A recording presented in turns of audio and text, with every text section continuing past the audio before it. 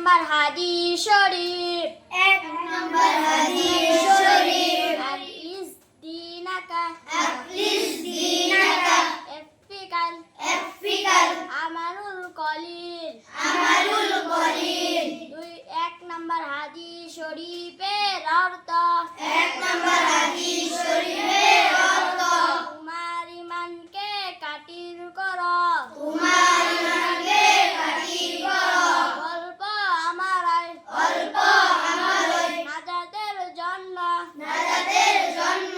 যথেষ্ট হইবে। 2 নম্বর হাদিস শরীফ। খায়রুকুম মান তাআল্লামাল কুরআনা খায়রুকুম মান তাআল্লামাল কুরআনা ওয়া আল্লামা। ওয়া আল্লামা। 2 নম্বর হাদিস শরীফের অর্থ।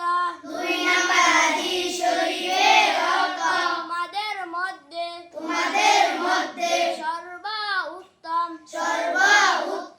যিনি কোরআন মাজিদ শিক্ষা করেন যিনি কোরআন মাজিদ শিক্ষা করেন এবং শিক্ষা দেন।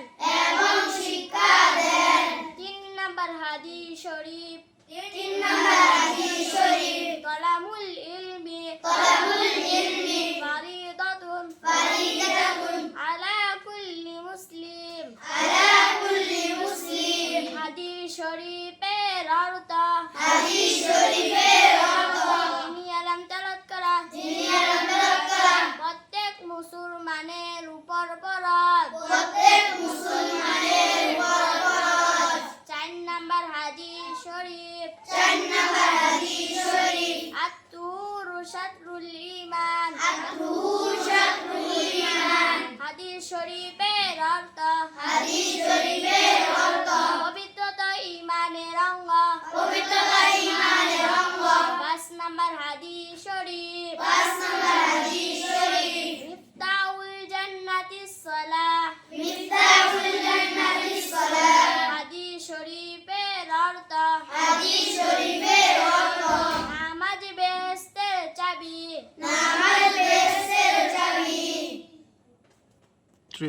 6 নম্বর হাদিস শরীফ। আউয়াল মা ইউহাসাবু বিহিল আবদু ইয়াউমাল কিয়ামাতিস সালাহ। হাদিস শরীফের অর্থ।